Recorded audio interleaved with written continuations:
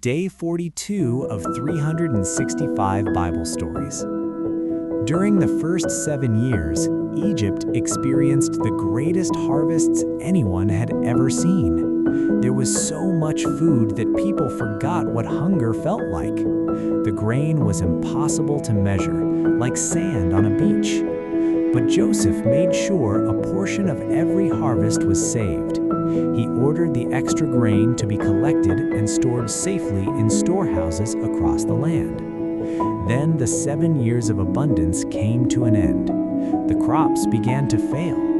Each year the harvest grew smaller until there was no food at all. The animals became thin and weak. Soon the people began to starve.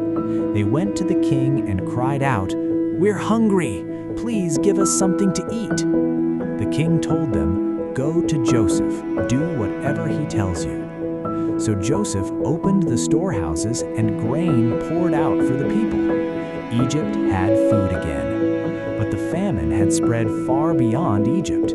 People from other lands were starving too, so they traveled long distances to Egypt to buy grain from Joseph. Join me tomorrow as we continue this journey through the Bible.